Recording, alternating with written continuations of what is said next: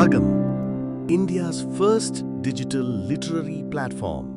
വടക്കൻ മലബാറിന്റെ നെഞ്ചിൽ ആകാശത്തിന്റെ അനന്തതയും ഭൂമിയുടെ അഗാധതയും പേറി കാലം കാത്തുവെച്ച ഒരു കനൽ രഹസ്യമാണ് നീലിയാർ ഭഗവതി. അവൾ വരുന്നു ചോരച്ചെമ്പട്ടിൻ്റെയും ചായില്യത്തിൻ്റെയും നിഴൽ രൂപമായി. കോട്ടത്തമ്മ എന്നും ഒറ്റത്തിറ എന്നും പേര് ചൊല്ലി വിളിക്കുന്ന ഈ അമ്മ ദൈവം യുക്തിയുടെ അതിരുകൾ മായ്ക്കുന്ന ഒരദൃശ്യ ശക്തിയുടെ ദൃശ്യരൂപമാണ്. ഓരോ സന്ധ്യയിലും നീലിയാർ കോട്ടമെന്ന നിഗൂഢ വനത്തിൻ്റെ ഹൃദയത്തിൽ നിന്നും മദ്ദളത്തിൻ്റെ ഒറ്റ വീക്കിൽ അവൾ ഉണർന്നെഴുന്നേൽക്കുന്നു. പാപത്തിൻ്റെ ഉടമ്പടികൾ ഭേദിച്ച് സത്യത്തിന് ശാന്തി നൽകുന്ന മഹാകാളിയാണവൾ. ഇത് കേവലം ഒരു തെയ്യമല്ല, ഉത്തര മലബാറിൻ്റെ മണ്ണിനും മനസ്സിനും പ്രകൃതിയുടെയും കാലത്തിൻ്റെയും ആത്മീയമായ ഒരഗ്നിമുദ്ര നൽകുന്ന വിസ്മയമാണ്. നീലിയാർ ഭഗവതിയുടെ ആ വിസ്മയച്ചെപ്പ് നമുക്കായി തുറക്കപ്പെടുകയാണ്. സന്തോഷത്തോടെ, ഭക്തിയോടെ, ഒപ്പം വിസ്മയത്തോടെ മനയോലയിലേക്ക് സ്വാഗതം. മനയോല, തെയ്യക്കാവുകളിലൂടെ ഒരു തീർത്ഥയാത്ര. വടക്കൻ മലബാറിൻ്റെ ചരിത്രത്തിൻ്റെയും വിശ്വാസത്തിൻ്റെയും കനൽ പേറുന്ന മണ്ണാണിത്. ഇവിടെ പച്ചപ്പിൻ്റെ ആഴങ്ങളിൽ ആയിരത്താണ്ടുകളുടെ പഴക്കമുള്ള ഒരു ശക്തി കുടികൊള്ളുന്നു. നീലിയാർ ഭഗവതി. തെയ്യത്തിൻ്റെ അഗ്നിയിലേറിയെത്തുന്ന ഈ അമ്മ ദൈവം ഏതൊരു യക്ഷിക്കഥയിലെയും രൂപമല്ല. പുരാതന കോട്ടയം രാജ്യത്തിൻ്റെ സിംഹാസനത്തിൽ നിന്നിറങ്ങി ജനഹൃദയങ്ങളിലേക്ക് കുടിയേറിയ കുലദേവതയാണ് ഈ തമ്പുരാട്ടി. ആചാരങ്ങളുടെയും അനുഷ്ഠാനങ്ങളുടെയും കണിശമായ ലോകം, വിശ്വാസത്തിൻ്റെ ഇരുണ്ട യാമങ്ങളെ പ്രകാശപൂരിതമാക്കുന്ന അഗ്നിമുദ്ര. നീലിയാർ ഭഗവതിയുടെ കോട്ടത്തിലേക്ക് സ്വാഗതം.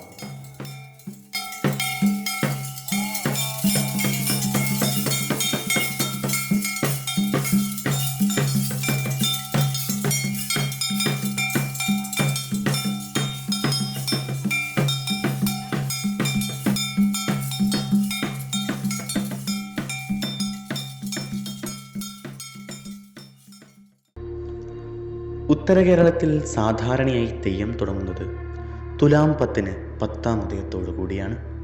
പ്രത്യേകിച്ച് കോലത്ത് നാട്ടിൽ. കോഴിക്കോട് ജില്ലയിലെ നീലേശ്വരം മുതൽ കാസർഗോഡ് ജില്ലയിലെ നീലേശ്വരം കാഞ്ഞങ്ങാട് വരെ നീണ്ടു കിടക്കുന്ന പ്രദേശത്തെയാണ് കോലത്ത് നാട് എന്ന് പറയുന്നത്. തെക്ക് കോരപ്പുഴ മുതൽ വടക്ക് കുമ്പളപ്പുഴ വരെയാണ് കോലത്തിരി സാമ്രാജ്യം. അടിസ്ഥാനപരമായി തുലാം 10 കൂടിയാണ് തെയ്യം ആരംഭിക്കുന്നതെങ്കിലും ഓരോ നാട്ടിലും ഓരോ കാലത്താണ് തെയ്യം തുടങ്ങുന്നത്. മകരത്തിൽ തെയ്യം തുടങ്ങുന്ന പ്രദേശങ്ങളുമുണ്ട്. എന്നാൽ ഈ കാലഗണനകൾക്കെല്ലാം അപ്പുറം വേറിട്ട് നിൽക്കുന്ന ഒരു ദേവസ്ഥാനമുണ്ട്. അതാണ് നീലിയാർ കോട്ടം. ഇവിടെ കർക്കടകത്തിലെ പഞ്ഞമാസത്തിലെ 2 ആഴ്ചക്കാലത്തും മറ്റാഴ്ചകളിലെ ചൊവ്വ ഞായർ ഒഴികെയുള്ള വർഷത്തിലെ മറ്റെല്ലാ ദിവസങ്ങളിലും നീലിയാർ ഭഗവതിയുടെ കാൽച്ചിലമ്പൊലികൾ മുഴങ്ങിക്കൊണ്ടേയിരിക്കും. മറ്റെല്ലാ കാവുകളും തെയ്യക്കാലത്തിനായി കാത്തിരിക്കുമ്പോൾ നീലിയാർ കോട്ടത്തിലെ ദേവി ഋതുഭേദങ്ങൾക്കതീതമായി തൻ്റെ ഭക്തർക്ക് ദർശനം നൽകുന്നു. ഒരു കാലത്ത് കുടകതിർത്തിയോളം ഭരണം വ്യാപിച്ചിരുന്ന കോട്ടയം രാജവംശത്തിൻ്റെ ശക്തി കേന്ദ്രമായിരുന്നു കൊട്ടിയൂരിനടുത്തുള്ള മണത്തണ. അവിടെയാണ് നീലിയാർ ഭഗവതിയുടെ ആരൂഢസ്ഥാനം. ഈ നീലിയാർ കോട്ടത്തമ്മ ഏടെ ജനിച്ചു, ഉണ്ടായത് കഥ എന്നും പറയാൻ പറ്റാതെ ഒരു അന്ധമായി നിൽക്കുന്നത് വെച്ചാൽ ആർക്കും പറയാൻ പറ്റാത്തൊരു സ്ഥിതിയിലാണ് കോട്ടത്തമ്മയുടെ ഉത്ഭവം. ഇതിപ്പോൾ അവരെല്ലാം അങ്ങനെ ചിത്രീകരിക്കും. സിനിമയ്ക്ക് ഇപ്പം എന്തെല്ലാം കഥ എഴുതുന്നുണ്ട്. അങ്ങനെ ഭാവിച്ച് ഓരോരാളെ ഭാവനയിൽ പലതരത്തിൽ എഴുതുന്നുണ്ട്. ഒരു പ്രേമം ഉണ്ടായിന്, അങ്ങനെ എന്തെല്ലാം എഴുതിപ്പിക്കുന്നത് പറയാൻ പറ്റില്ല. പക്ഷേ നമ്മളത് ക്ഷേത്രത്തിൽ ഒരാളന്മാരോ ഈ കോലം ധരിക്കുന്ന നമ്മളോ അത് അംഗീകരിക്കുന്നത്. നമ്മളത് പരാശക്തിയായിട്ട് എൻ്റെ അമ്മേനെ കാണുന്നു. ചരിത്രം പരിശോധിക്കുമ്പോൾ അങ്ങ് സംഘകാലത്തെ ചോളവംശം മുതൽക്കുള്ള കഥകൾ ഇവിടെയുള്ളവർക്ക് പറയാനുണ്ട്. നമസ്കാരം, ഞാൻ ഇവിടുത്തെ ഒരാളിനാണ്. പേര് പ്രഭാകരൻ, ചെറിയ വീട്ടിൽ പ്രഭാകരൻ. ഇവിടുത്തെ ദേവി ആദിപരാശക്തിയാണ്. ആദിപരാശക്തിനെ ചേരന്മാരും ചോളന്മാരും രാജാക്കന്മാരെല്ലാം പൂജിച്ചു വരുന്ന ദേവിയായിരുന്നു. അവർ യുദ്ധത്തിന് പോകുന്ന സമയത്ത് പ്രസാദത്തിന് വേണ്ടിയിട്ട് ഇവരെ നരിയ വിലയും കൊടുത്തിട്ട് മാംസബുക്കാക്കി. അങ്ങനെയാണ് ഇവരെ ദേവി മാംസബുക്കാവാനുള്ള കാരണം. അങ്ങനെയുള്ള പിന്നെ അവരുടെ കാലഘട്ടത്തിന് ശേഷമാണ് പഴശ്ശിരാജാക്കന്മാരുണ്ടായത്. പഴശ്ശിരാജാക്കന്മാർ പൂജ ചെയ്യുന്ന സമയത്തും ഇതേ കാലഘട്ടം തന്നെയായിരുന്നു, അവസ്ഥ തന്നെയായിരുന്നു അമ്മയുടേത്. പഴശ്ശിരാജാവിൻ്റെ കാലഘട്ടത്തിന് ശേഷം ദേവിക്ക് നീരും വലിയും കിട്ടാതെ ഒരു നില വന്നു. ആ സമയത്ത് സാധാരണക്കാരെ ജനങ്ങളെ ദ്രോഹിക്കാൻ തുടങ്ങി. അങ്ങനെയുള്ള ഒരു ഘട്ടത്തിലാണ് ഇതിനൊരു പരിധി അറുതി വരുത്തണം എന്നുള്ള ചിന്തയിൽ ആ നാട്ടുകാരും അവിടുത്തെ ഇതിലെല്ലാം പിന്നെ ഒരു ചിന്ത നടത്തി. ഇത് കുണ്ടേൻ മഹാവിഷ്ണു ക്ഷേത്രത്തിൻ്റെ സൈഡിലുള്ള ഒരു ക്ഷേത്ര കുളത്തിൽ കുളിക്കാൻ പോകുന്ന ആൾക്കാരിൽ നിന്നും തിരിച്ചു വരാതെ ഒരവസ്ഥ വന്നു. അതിനൊരു അറുതി വരുത്തണം എന്നുള്ള ചിന്തയിൽ പിന്നെ നാട്ടുകാർ കാളകാട്ട് തന്ത്രീനെ വരുത്തി. കാളകാട്ട് തന്ത്രീനെ കണ്ട് അപേക്ഷിച്ചു. അങ്ങനെ കാളകാട്ട് തന്ത്രി വന്നിട്ട് കുളക്കടവിലേക്ക് പോയി. അപ്പോൾ ഒരു സ്ത്രീ മറുകരയിൽ പ്രത്യക്ഷപ്പെട്ടു. സ്ത്രീ ചോദിച്ചു, നിങ്ങൾ ആരാന്ന് ചോദിച്ചു. അപ്പോൾ കാളകാടാണെന്ന് പറഞ്ഞു. കുളിക്കുന്നവർക്ക് തന്ത്രിക്ക് താളി പിഴിഞ്ഞു കൊടുത്തു. താളി പിഴിഞ്ഞു കൊടുത്തപ്പോൾ തന്ത്രിക്ക് മനസ്സിലായി ഇതൊരു സാധാരണ സ്ത്രീയല്ല എന്ന് മനസ്സിലാക്കി കൊണ്ട് തന്നെ അമ്മ തന്നത് അമൃത് എന്ന് പറഞ്ഞിട്ട് അവർ കുടിച്ചു. പിന്നെ അമ്മ എന്നുള്ള വിളി കേട്ടപ്പോൾ തന്ത്രിക്ക് ഈ സ്ത്രീക്ക് മാനസാന്തരമുണ്ടായി. അങ്ങനെയാണ് പിന്നെ സ്ത്രീനെ കണ്ടിട്ടില്ല. തന്ത്രി യാത്ര പുറപ്പെട്ടപ്പോൾ ഒരു ശൂലം തുള്ളിക്കളിക്കുന്നു. ആ ശൂലം അവർ പിടിച്ചപ്പോൾ ഒരു അശരീരി ഉണ്ടായി. നരിയും പശുവും ഒന്നിച്ച് മേയുന്ന സ്ഥലത്ത് എന്നെ വെക്കാൻ പാടില്ല എന്ന്. അങ്ങനെ അവർ നടന്ന് ഇന്നത്തെ യൂണിവേഴ്സിറ്റി ഗേറ്റിൻ്റെ ഓപ്പോസിറ്റിൽ കാട്ടിൽ ഒരു മരച്ചുവട്ടിൽ ശൂലം വെച്ചു. മൂത്രശങ്ക തോന്നിയപ്പോഴാണ് ശൂലം വെക്കാൻ തോന്നിയത്. ശൂലം വെച്ച് അവരെ മൂത്രശങ്ക തീർത്ത് ശൂലം പിന്നെ ഊക്കഴിച്ച് ശൂലം എടുക്കാൻ വേണ്ടി നോക്കിയപ്പോൾ ശൂലം പൊങ്ങുന്നില്ല. പൊങ്ങാതൊരവസ്ഥയിൽ അവർക്ക് അവരുടെ തോന്നി ഇത് തന്നെയാണ് സ്ഥലം എന്നുള്ളത് അവർ അവരുടെ മനസ്സിലാക്കി. പക്ഷേ അത് സ്ഥല നിർണ്ണയം നടത്തണം എന്നുള്ളതുകൊണ്ട് അവർ സ്ഥലം ചുറ്റുവട്ടം പരിശോധിച്ചു. അങ്ങനെ നോക്കിയപ്പോഴപ്പോൾ നമ്മുടെ നരിമടേൻ്റെ അടുത്ത് വെച്ചിട്ട് ഒരു പശു പ്രസവിച്ച് കിടക്കുന്നുണ്ടെന്നും നരി അടുത്തുണ്ടായിരുന്നു എന്നും പറയപ്പെടുന്നു. അങ്ങനെയാണ് അവർ ഇതാണ് സ്ഥലം എന്നുള്ളതിനെപ്പറ്റി നിർണയിച്ചത്. അതാണ് ഇവിടുത്തെ പറയേണ്ടത്. പിന്നെ അത് അവർ ചെറിയ വീട്ടുകാർക്ക് തന്ത്രി ചെറിയ ഇത് നോക്കി നടത്തണം എന്ന് പറഞ്ഞ് ഏൽപ്പിക്കുകയാണെന്നാണ് പറയപ്പെടുന്നത്. നീലിയാർകോട്ടം ഒരു ആരാധനാലയം എന്നതിലുപരി ഒരു പരിസ്ഥിതി പാഠശാല കൂടിയാണ്. വൃക്ഷങ്ങളെയും സർപ്പങ്ങളെയും മറ്റു ജീവജാലങ്ങളെയും ആരാധിക്കുന്ന പ്രകൃതി സ്നേഹത്തിൻ്റെ പാരമ്പര്യമാണിവിടം. ഭഗവതിയുടെ പരമാധികാരത്തിൻ്റെയും നീതിയുടെയും പ്രതീകമായി ഇവിടെ ഒരു ഐതിഹ്യം നിലനിൽക്കുന്നു. ദേവിയുടെ സന്നിധിയിൽ ക്രൂരമൃഗമായ നരിയും ശാന്തയായ പശുവും ഒരേ ജലാശയത്തിൽ നിന്ന് ഒരുമിച്ച് ദാഹമകറ്റും. നീലിയാർ ഭഗവതി കുടികൊള്ളുന്നിടം സത്യവും നീതിയും ഉറപ്പാക്കുന്ന ശാന്തിവനമാണെന്നതിൻ്റെ അടയാളമാണിത്. ഭഗവതിയുടെ അടുക്കൽ പ്രാർത്ഥനയുമായി എത്തുന്നവർ ഈ കാവിലെ നിയമങ്ങൾ പാലിക്കാൻ ബാധ്യസ്ഥരാണ്. ഇവിടെയുള്ള ഓരോ മരത്തിലും ഓരോ ഇലയിലും ദേവിയുടെ സാന്നിധ്യമാണ്. പ്രധാനപ്പെട്ട നേർച്ചകൾ ഇവിടെ സന്താനത്തിന് വേണ്ടിയിട്ടാണ്. സന്താനം ഉണ്ടായാൽ ആണ് ഇവിടെ തെയ്യം കഴിക്കൽ. ഇവിടെ ഉണ്ടാകുന്ന തെയ്യത്തിൻ്റെ 90% സന്താനം ഉണ്ടായിട്ടതിന് ശേഷം ചെയ്യുന്നതാണ്. പ്രാർത്ഥന വന്നിട്ട് സന്താനം ഉണ്ടായിട്ട് അതിന് ശേഷം ചെയ്യുന്നതാണ് ഇവിടുത്തെ തെയ്യങ്ങൾ 90%. അല്ലാത്ത രീതിയിലുണ്ട്. അതിന് ഒരുപാട് രോഗങ്ങൾ മാറാനും കല്യാണം കഴിയാനും മറ്റതിലുണ്ട്. സന്താന ഭഗവതിയാണ് ഞാൻ നേരത്തെ പറഞ്ഞില്ലേ. അപ്പോൾ ഞാൻ പിന്നെ പ്രകൃതി ദേവിയാണ്. ആ നിലക്കെല്ലാം അമ്മേനെ ആരാധിച്ചു വരുന്നുണ്ട് ഇവിടുന്ന്. രാവിൻ്റെ നിശബ്ദതയിൽ ഒരുക്കങ്ങൾ പൂർത്തിയാകുന്നു. ഇനി കാത്തിരിപ്പ്. ദേവി കോലം കെട്ടിയിറങ്ങുന്ന ആ അഗ്നിമുഹൂർത്തത്തിനായി. ഭഗവതിയുടെ തെയ്യക്കോലം കെട്ടിയാടുന്നതിനുള്ള ഒരുക്കം വളരെ ശ്രമകരമാണ്. ഇത് വെറുമൊരു വേഷമിടലല്ല, മറിച്ച് ദേവതയിലേക്ക് പരിവർത്തനം ചെയ്യാനുള്ള ആത്മീയ പ്രക്രിയയാണ്.